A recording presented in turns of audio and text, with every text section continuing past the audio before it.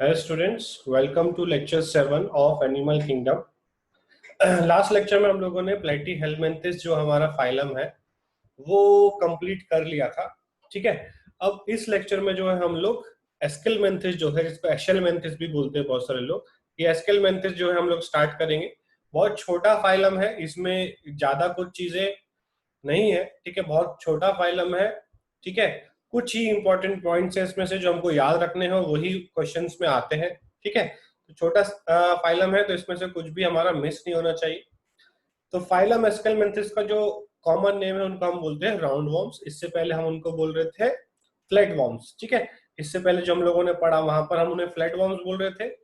यहाँ पर हम लोग प्लेटीहेलमिन्थिस को हम लोग फ्लैट वॉर्म्स बोलेंगे, एस्केलमेंथिस को हम लोग राउंड वॉर्म्स बोलेंगे. ठीक है, राउंड वॉर्म्स क्यों बोलेंगे? जब इनको कट करेंगे तो जो एरिया है वो राउंड दिखेगा, मींस ये राउंड शेप इनका होगा. ग्रेड्स ऑफ ऑर्गेनाइजेशन की बात करें तो ऑर्गन सिस्टम होगा. ठीक है, इस तरीके से ये ऑर्गेनिज्म दिखाई देंगे. ये मेल है, ये फीमेल है. देखने में कोई डिफरेंस नहीं है, बट साइज में हम देख सकते हैं कि male is smaller than the female. ठीक है, ये एस्केरिस है. अगर बायोलॉजी लेबोरेटरी में जाओगे तो वहां पे ये एस्केरिस जो स्पेसिमेन में जो है हम लोग फॉर्मेलिन में डाल के रखे होते हैं. Most of the biology laboratory में एस्केरिस रखा होता है और बायोलॉजी प्रैक्टिकल में ये पहचानने के लिए दे दिया जाता है ना. उसका नाम छुपा देते हैं और वहां पे रख देते हैं, बोलते हैं कि पहचानो और उसके बारे में कुछ लिखो. ठीक है, ये बहुत कॉमन बायोलॉजी का प्रैक्टिकल है. ठीक है, जिसको हम स्पॉटिंग बोलते हैं या आइडेंटिफिकेशन बोलते हैं. ठीक है, तो आप इसको ध्यान से देख लो. ये एस्केरिस है, मेल छोटा रहता है, फीमेल जो है साइज में थोड़ा बड़ा रहता है. ठीक है, उसके बाद सिमेट्री जो है बायलेटरल सिमेट्री होती है. ये फ्लेरियल वॉर्म है, ये लोअर वो है जिसको आई वॉर्म बोलते हैं. देखो ये आई तक पहुंच जाता है, ह्यूमन आई के अंदर तक ये पहुंच जाता है. ठीक है, फिर इसको सर्जरी करके रिमूव करना पड़ता है, काफी डेंजरस हो जाता है. ठीक है, उसके बाद जर्मिनल लेयर, ये ट्रिप्लोब्लास्टिक है. बाहर एक्टोडर्म होगा, बीच में ये मीजोडर्म है और अंदर एंडोडर्म है. ठीक है, तो इस तरीके से ये ट्रिप्लोब्लास्टिक है. यहाँ पर एक और एग्जांपल दिया है, ये पिन वॉर्म है.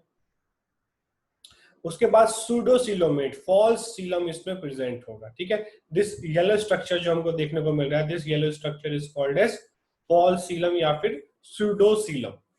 ठीक है, समझ गए? तो ट्रिप्लोब्लास्टिक है और सूडोसीलम यहाँ पर प्रेजेंट है. ठीक है, आगे चलते हैं. हैबिट एंड हैबिटेट, एक्वेटिक हो सकते हैं, टेरेस्ट्रियल हो सकते हैं. एक्वेटिक मींस पानी में भी और जमीन के ऊपर भी. टेरेस्ट्रियल फ्री लिविंग और पैरासिटिक. फ्री लिविंग हो सकते हैं, पैरासिटिक किसी और के अंदर, बॉडी के अंदर, बॉडी के ऊपर. ठीक है, जैसे देख रहे हो ये हमारी इंटेस्टाइन है, ये ह्यूमन का इंटेस्टाइन है और ये एस्केरिस उसके अंदर रह रहा है. ठीक है, ये इंटेस्टाइन से जो है न्यूट्रिशन लेता रहता है और वहीं पे ग्रो होता रहता है. या फिर कॉमन भाषा में हम बोलते हैं कि इसको, इसकी बॉडी में, जिसके पेट में जो है वॉर्म्स हो गए. ठीक है, तो डीवर्मिंग करने का मेडिसिन बच्चों को मोस्टली दिया जाता है, बड़े भी खा सकते हैं. ठीक है, तो डीवर्मिंग कुछ टैबलेट्स आती है, उनको दूध के साथ खाया जाता है और जो भी वर्म्स होते हैं ये, उनको वो निकाल देता है. ठीक है, उनको किल कर देता है बॉडी के अंदर. तो डीवर्मिंग हमको भी करते रहना चाहिए. आफ्टर 6 मंथ, आफ्टर 1 ईयर हमको कंटिन्यूअसली ये लाइफ लॉन्ग करना चाहिए, क्योंकि ये फूड के थ्रू, वेजिटेबल्स के थ्रू, पानी के थ्रू, क्योंकि गंदा पानी हम लोग कहीं पी लेते हैं, बाहर का पानी पी लेते हैं. ठीक है, तो ये वॉर्म्स जो है हमारे इंटेस्टाइन में पहुंच जाते हैं, वहां पे कंटिन्यूअसली ग्रो होते रहते हैं. अब इनके ग्रो होने से क्या होगा, जो न्यूट्रिशन हमको मिलना चाहिए वो इनको मिल जाता है. ठीक है, सारा न्यूट्रिशन ये खींच लेते हैं, हमको वो न्यूट्रिशन नहीं मिल पाता.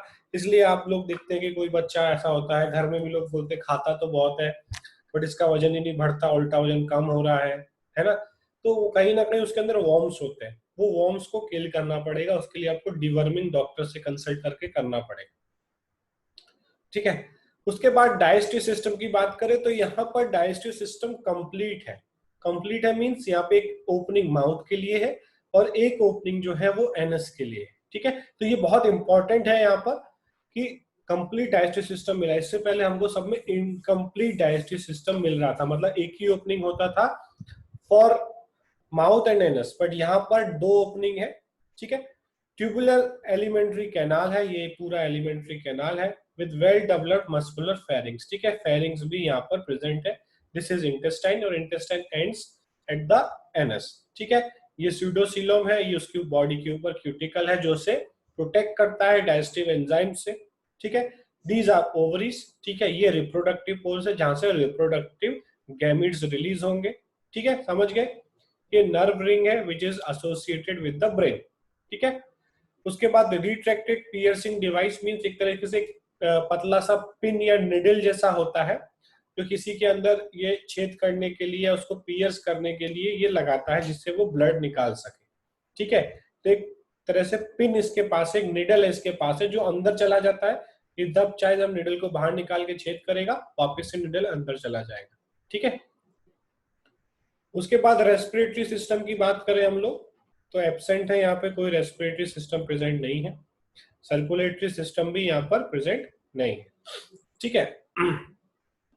अब कुछ पॉइंट्स यहाँ पर रिपीट होंगे तो उनको फिर से लिखने की जरूरत नहीं है। गेगनबर्ग जो है उसने ये फाइलम एस्टेब्लिश किया जिसको निमेटलमेंथिस भी बोलते हैं, ठीक है, और इनको हम लोग निमेटोडा भी बोलते हैं। याद रखना निमेटोडा जो है बहुत बार लिखा होता है तो बच्चे बोलते हैं सर ये कहाँ से आ गया, ये तो हमने पढ़ा ही नहीं था। एस्केलमेंथिस का ही दूसरा नाम निमेटोडा है, ठीक है, बहुत कॉमन नेम है इसलिए बहुत सारी जगह पे यही लिखा मिलेगा, ठीक है।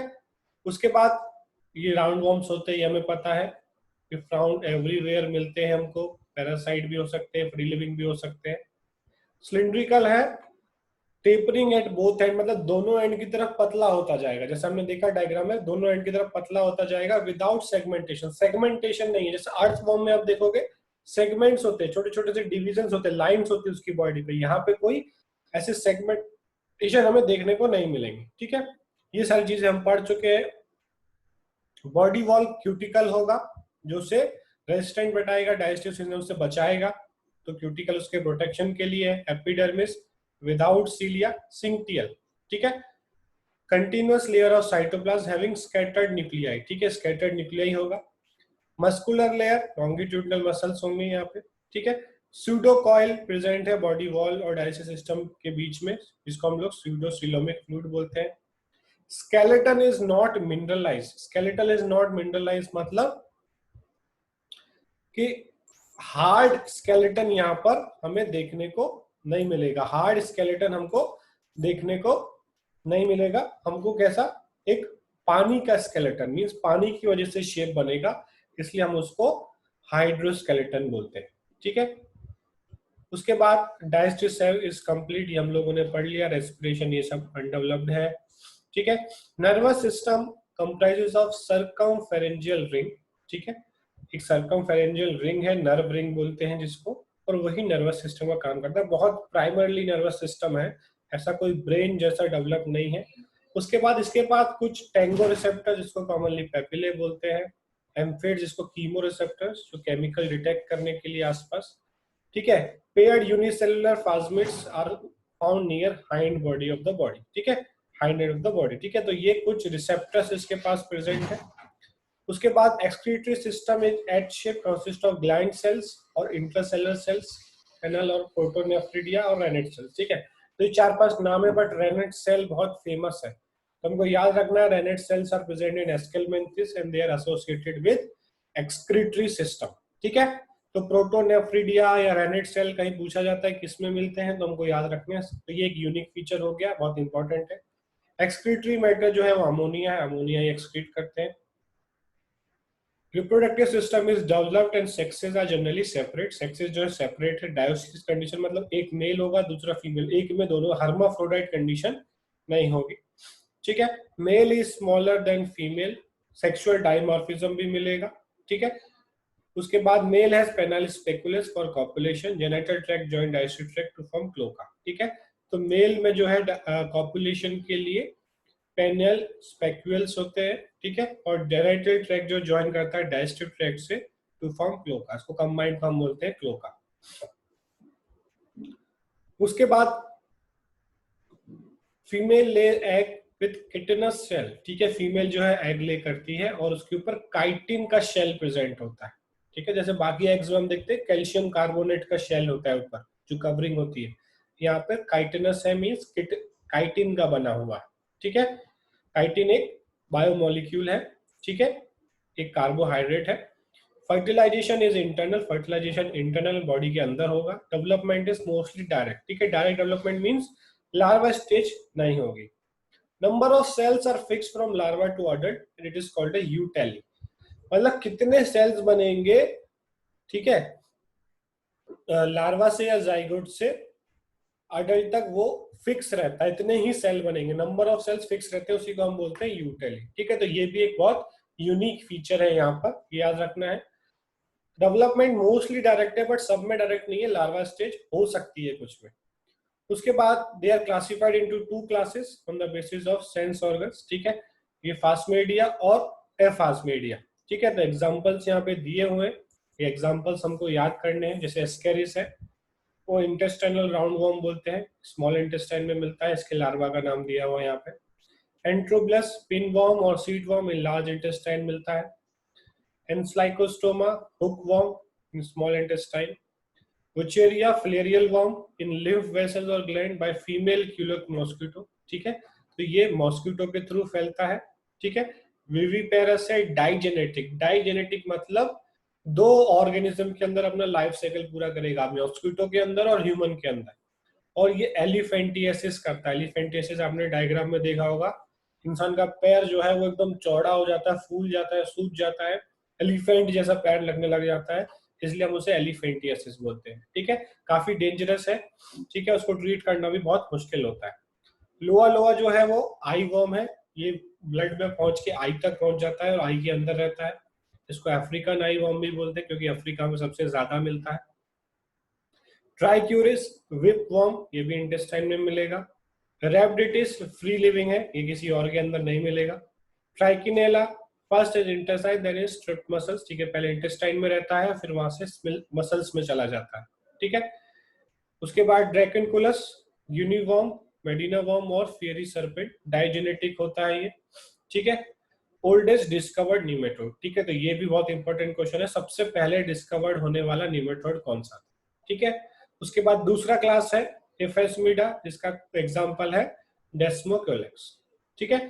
तो ये एग्जांपल्स बहुत इंपॉर्टेंटली हमको याद कर लेने, यहाँ पे उनके कॉमन नेम याद कर लेते हैं, और उससे रिलेटेड कोई भी हमको जो भी इंपॉर्टेंट पॉइंट या यूनिक पॉइंट है वो हमको यहाँ पर याद कर लेना है, ठीक है। उसके बाद रिप्रोडक्शन हम लोगों ने डिस्कस कर लिया, इसको हम लोग आगे बढ़ते हैं, स्किप करते हैं, ठीक है। उसके बाद यूनिक फीचर्स है यहाँ पर, बॉडी सर्कुलर ग्रोथ सेक्शन है, थिक क्यूटिकल होगा, सिंगल मल्टी न्यूक्लिएटेड एपिडर्मिस, ये सारे पॉइंट हम पढ़ चुके थे, दोबारा लिखने की जरूरत नहीं है, ठीक है। उसके बाद सेक्सुअल डाइमॉर्फिज्म, ये भी हम पढ़ चुके हैं, it is the morphological difference between male and female, male and female अलग अलग पहचान सकते हैं हम लोग इनमें। सेक्सुअल डाइमॉर्फिज्म मतलब मेल और फीमेल को अलग अलग पहचाना जा सकता है, ठीक है। फीमेल जो है साइज में बड़ी होगी एज कंपेयर टू मेल, ठीक है। ये कुछ एग्जांपल्स दिए हुए, उनके डायग्राम्स दिए हुए, ये हमने देखा था, दिस इज एलिफेंटियसिस जो विचेरिया फिलेरियल वॉर्म करता है, ठीक है। अब हम लोग इसको समराइज कर लेते हैं, ठीक है। ग्रेड्स ऑफ ऑर्गेनाइजेशन जो है ऑर्गन सिस्टम लेवल है, सिमेट्री बाइलेटरल है, सिलोम जो है सीडो सिलोमेट है ये, ठीक है। हैबिट जो है एक्वेटिक पानी में भी मिलेंगे, जमीन पे भी मिलेंगे, फ्री लिविंग भी हो सकते हैं, पैरासिटिक भी हो सकते हैं। डाइजेस्टिव सिस्टम कंप्लीट है मींस एक ओपनिंग माउथ के लिए, इंजेक्शन के लिए, और एक ओपनिंग एक्सक्रीशन के लिए जिसको एनएस बोलेंगे, ठीक है। रेस्पिरेटरी सिस्टम और सर्कुलेटरी सिस्टम एब्सेंट है। रिप्रोडक्शन में डायोसियस है means male and female separate है, इंटरनल फर्टिलाइजेशन होगा। डेवलपमेंट जो है वो डायरेक्ट और इनडायरेक्ट हो सकता है, मोस्टली डायरेक्ट होगा, ठीक है। यूनिक फीचर सिंगल एपिडर्मिस मतलब मल्टी न्यूक्लिएटेड एपिडर्मिस होगा, थिक क्यूटिकल होगा, ठीक है।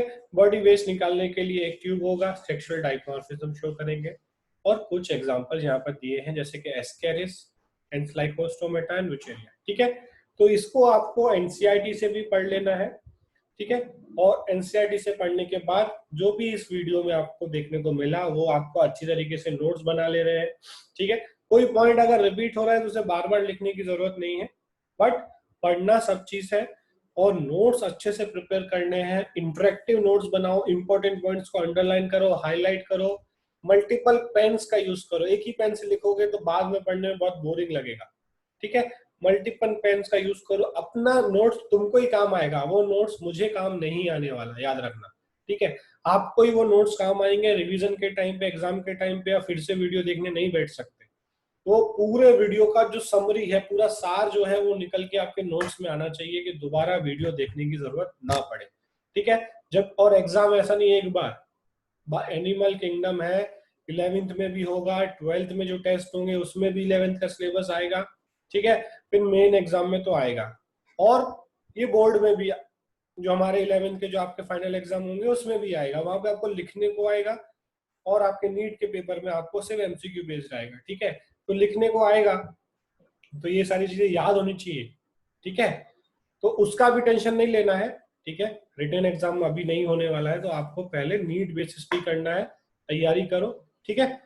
फिर हम लोग नेक्स्ट फाइलम जो है अब नेक्स्ट लेक्चर में स्टार्ट करेंगे, ठीक है। यहाँ पर हमको चैप्टर खत्म हो रहा है, जल्दी हो रहा है, पीछे वो नहीं देखना है, तुम्हें कितना आता है वो बहुत इंपॉर्टेंट है, वो चीजें आप याद रखो, ठीक है। हमने कंप्लीट कर लिया, सेल चैप्टर कंप्लीट कर लिया, सेल साइकिल कंप्लीट कर लिया, लिविंग वर्ड कंप्लीट कर लिया, बायोलॉजिकल क्लासिफिकेशन कंप्लीट कर लिया, प्लांट किंगडम हम लोगों ने कंप्लीट कर लिया। ये हम लोग 6th लेक्चर पे पहुंचे, तो 5 चैप्टर ऑलरेडी हो चुके हैं, तो हम लोग बहुत आगे चल रहे हैं सिलेबस में। कोविड की वजह से कोई भी सिलेबस हमारा लैग नहीं कर रहा है, हम लोग एकदम टाइमली चल रहे हैं, ठीक है।